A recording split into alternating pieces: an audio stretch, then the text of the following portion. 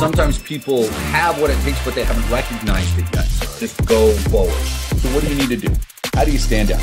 What you need to do is be that person that's different and it's bigger than you think. Rise from the ashes and fly like the phoenix. No, your last bar. Ian, N-I-L-S-E-N, yeah. Yes. Okay.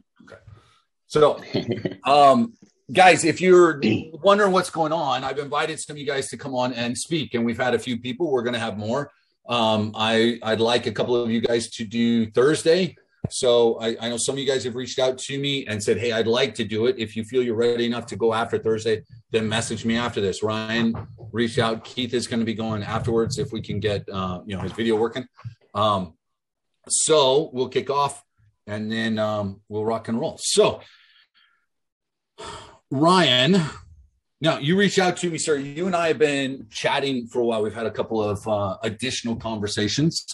You've overcome quite a bit to kind of put yourself on a pathway towards success. And I think what you were just mentioning about not, feeling up, perfect right now kind of is a microcosm of things that you've had to overcome, over the course of the last year or 2 years or whatever. Anyway, we all dealt with a lot with COVID, but then being in the industry that you were in and the way that you were working with corporations and things, that pushed you in a big, big way too.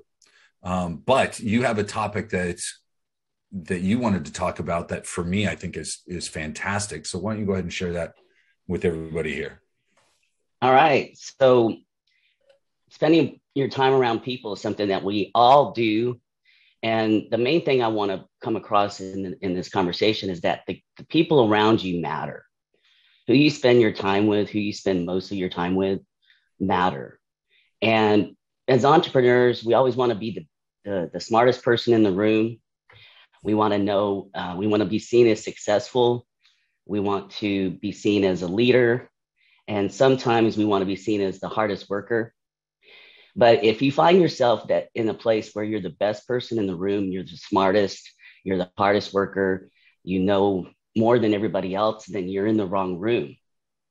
And one of the things that I noticed about that is that yes, it does matter. The people around you do matter.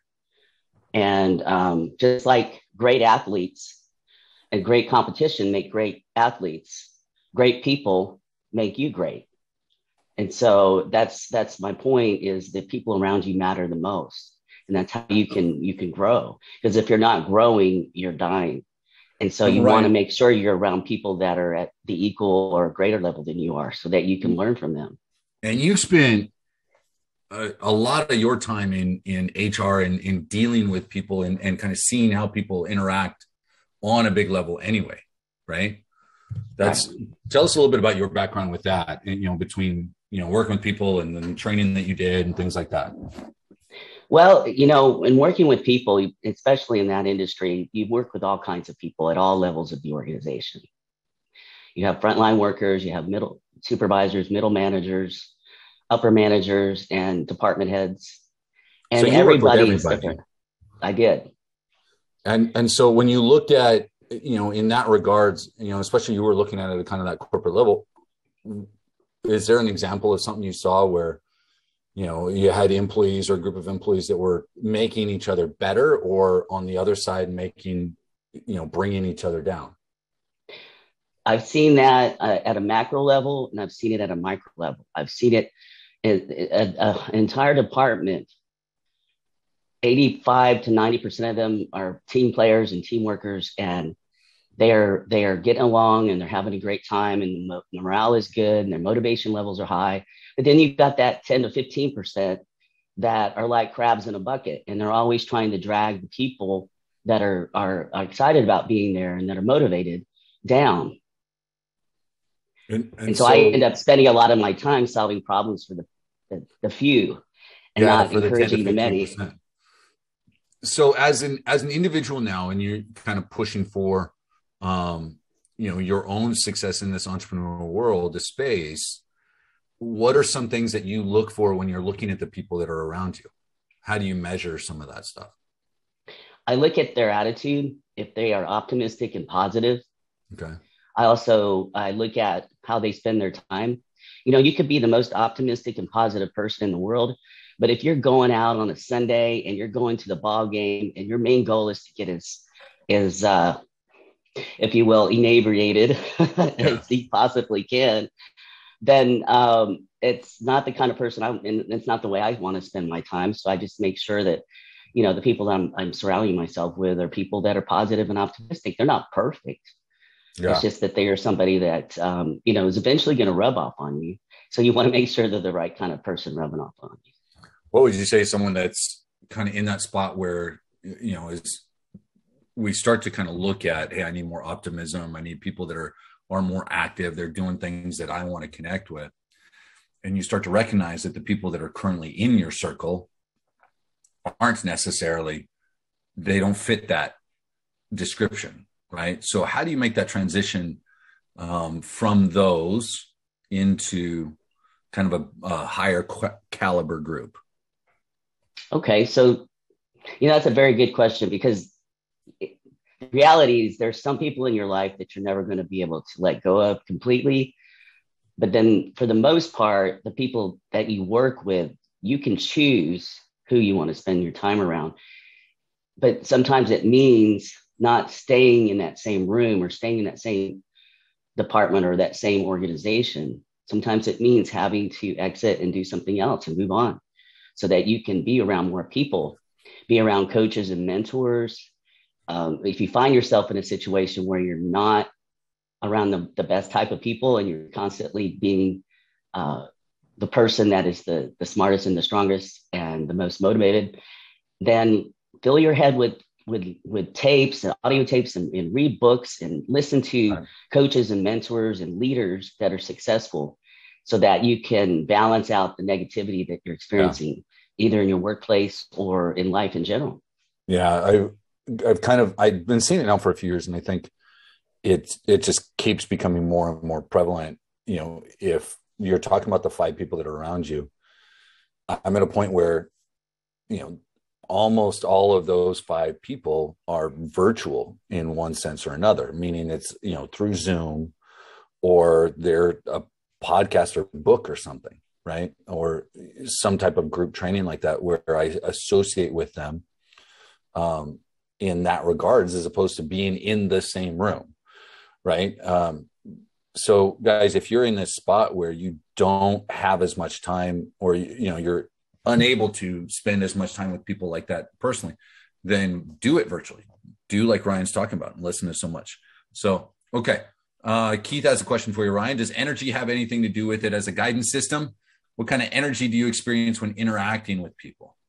Do you have any, do you look at it like that? Some people look at it as energy and some don't. That's one way to put it. I think I want to spend time around people that don't suck the life out of me, if you will. Yeah. Their energy is not to help, not to add value, but to take and to suck away other energy so that they can fill themselves up, because they're not able to do that themselves. Right. Yeah. Pay attention, guys, to all of that. Vampires, just all these guys are kind of, energy, aura, however you want to look at it. So awesome. Last thought, Ryan? Find an accountability partner that's at the same level. Even if you just start with one person, somebody that shares your mission, your values, your vision for your life. Yeah. Someone who is successful, is positive, and is motivated and excited about their future. And then work with them and spend time with them. If it's virtually, just schedule a weekly call with them and bring something to that call, bring something to share. Maybe it's a book that you're reading, and read that along with them. Yeah. Make sure that you're providing as much value as you're asking other people to give you. So excellent. Exactly. Sir, welcome, or well done. Appreciate that. Awesome. Round of applause. We'll get that edited up. I need a logo from you. It really is. It's one of my favorite topics, guys. Ryan, well done, my man. Keith, let's try and get you on. Hopefully you're able to do this. Okay. Yeah. So Your network bandwidth is low, Keith. So we may have issues. But we'll do Can you this. guys hear All me? right. I'm here. Yeah, we can see you may end up phasing out, just so you know. But yeah, great job, Ryan. I love that topic, guys. Make sure that you pay attention to who's around you. It's why stuff like this sometimes in communities really can be so helpful, because you end up a lot of times with less relationships than you had when you push yourself towards success. The same thing with health, with business, with anything. You push yourself to be more. A lot of people get uncomfortable when you're striving, because it means they have to as well. So yeah, Jess, quality versus quantity. Absolutely. Okay. Keith, tell us first off a little bit about you, and then what topic are we diving into, my man? So I want to talk about longboarding, which is a derivative of skating, and the life lessons that have come with that through some of the challenges that I've faced over the past couple of years. So longboarding is skateboarding, but on a longer board. Yes, and it's predominantly for downhill skating rather than lots of trickery. Cool. So longboarding and life lessons. So how long have you been longboarding? I actually started, I remember we were talking about, the secret life of Walter Mitty. It's actually the movie that got me convinced when I was experiencing my divorce. When I saw the scene where he kind of goes down this beautiful meandering path through the mountains with his longboard. He's up in Iceland, I think, when he does that, right? In Iceland, yeah. It was in Iceland, yeah. And I was actually experiencing a breakdown of my marriage, a breakdown of, I had a business that I was starting, and I actually started the business with the ex-wife. And throughout that time, I had absolutely nothing to hold on to because of the challenges that I was facing. And when I watched that movie, that scene sort of popped out, and I immediately decided to get aboard and just, get on top of it. I love that, actually. So if you guys haven't seen it yet, I think I might have talked about it at some point, but The Secret Life of Walter Mitty with Ben Stiller. Keith, when I was right after I went through my divorce, same thing. I went and saw it in the theater. I was like, it was awesome. It was great, because it was kind of the first time he was doing things like kind of living his life. So I love that. So that got you onto a longboard. Did you start skating at that point? Yeah, for me, it was really about conquering my fears, because, when I think about longboarding, I always think about the ground that we walk on. You don't necessarily think about the step that you're going to put in front of the other. It's sort of there, right? You trust that it's there. But when you get on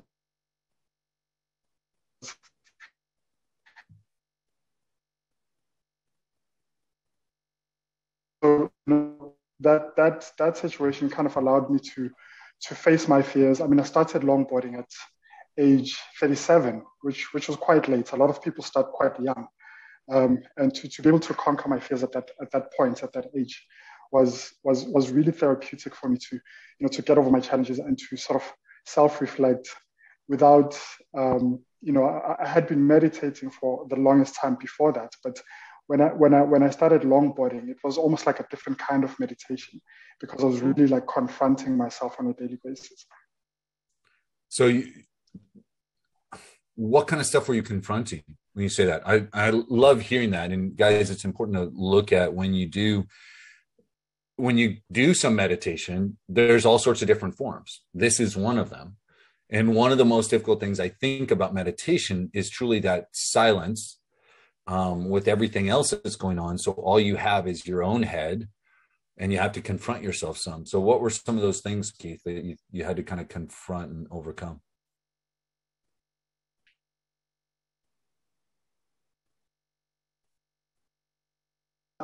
I think that was I'd come to a place in my life where I really felt stuck, like I couldn't learn anything, like you couldn't introduce me to something that is completely out of my comfort range. And for me to kind of confront that comfort zone, to step on something that I'd never experienced before, and fall all the time, but fall and get back on, right? I have this phrase that I actually learned through longboarding. Fear is a full servant, and what that means to me is that say that again. You might have this. We speak about the servant. Fearlessness is a faithful servant. Yeah. Fearlessness, because you're kind of breaking up, right? I'm not the only one, right, guys? Fearlessness is a faithful you might have servant. this goal that you servant, yeah. Okay. And what that really means for me is you might have this vision or this goal that you want to achieve, and it's so huge that you sort of cripple yourself into, how am I ever going to achieve this goal? But when you actually start putting your foot in front of the other, you start realizing that it's actually quite closer than you think. And that all came about from longboarding, because I was learning so much at such a short period of time that I was able to confront that comfort zone part of my brain.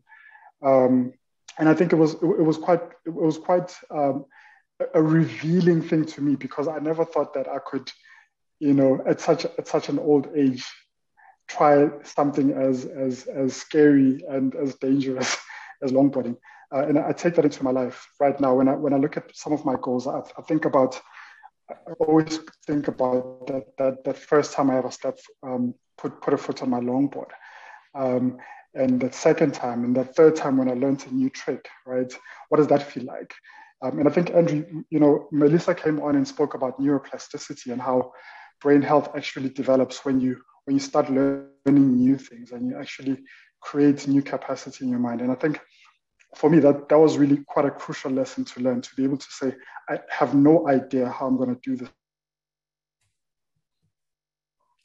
first in front of the other. And that willingness to learn and overcome, I think, is fantastic. Here, Keith, I'm going to turn off your video here, because I'll have my guy edit in and put some other stuff here. I'm going to see if maybe that might help with just the audio for a minute.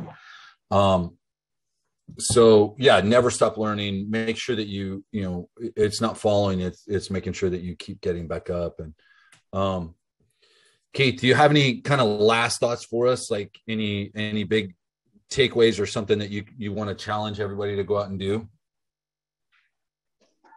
Yeah, I think it really goes back to that conversation about neuroplasticity. I mean, I actually have this quote in my head that I really love from Oscar Wilde. It talks about life imitates art far more than art imitates life. And what I've done in my life is that I've replaced art with longboarding, right? Life imitates longboarding more than longboarding imitates life, because I think with longboarding, you fall so much and you fall so hard, and sometimes you hurt yourself, and you might break something, you might sprain an ankle, you might injure yourself really badly, but it's really about getting back up and not being afraid of the failure, but taking the lesson with you. And I think you can sort of, from anybody's perspective, whatever you're passionate about, you can replace the art or the longboarding with your passion and see if that works for you. Awesome. So find something to increase your passion, find something to, bring something new into your life and push yourself a little bit more. So appreciate both those quotes. The life imitates art far more than art imitates life. And then your fearlessness is a faithful servant. I love that as well. So Keith, I appreciate you, my man. Everybody give him a round of applause. Guys, Keith, Ryan, those are going to get edited. Michael, I have got yours back. I'm going to take a look and see if we need any further edits from it. So I'll get it to you as well. Appreciate it. really, guys, I'm looking for a couple people for Thursday. I know some of you guys have reached out and said, hey, I'd be willing to. So if you feel like you can be ready to hop on, talk for a few minutes on Thursday, send me a quick message in Skype. We'll get those set up. I appreciate you guys. I hope you got something out of it. If you missed the beginning of this call, I'm sorry. I forgot to record it, but I'm going to be giving you guys the slides. I'm going to post the 2 questions that I've given you for today here, guys. And that is number 1, look at 3 different 1-year goals you've gotten and what specific measurable action can you take in the next 90 days? What can you do now to keep yourself moving is what I'm asking you. And then the other one is looking at those, what progress have you already made, right? We want to look back and see where we started, what progress has already happened. And if you haven't yet, or if you haven't made quite the progress that you'd like, what knowledge, capabilities, tools, or leverage do you have or do you need that will give you a boost? Sometimes it's already something you've got and you simply haven't applied it. More often than not, that's the case. If it's not something you currently have, then what is it you need to make that adjustment? I'm going to drop these questions inside. Yes, I'm going to give these questions inside of Skype. I'm going to, copy and post them right now. Make sure that you're here tomorrow. I'm going to give you all 12 of what Dan says, some strategies so that you can avoid living in the gap. You can have a little bit more, living a little bit more in the positive zone while achieving more. I'm going to give you all 12, but I'm going to highlight a few of them for you to make sure that you really see everything that you need. On that note, guys, go out, have an awesome day. I will talk with everybody tomorrow. Take care, guys. Have an amazing day. Appreciate you guys. Thank you, Keith and Ryan. Sometimes people have what it is and recognize it. Just go. Great job, guys. What do you need to do? How do you stand out? What you need to do is be that person that's different and it's bigger than you think. Thank you. Rise from the ashes.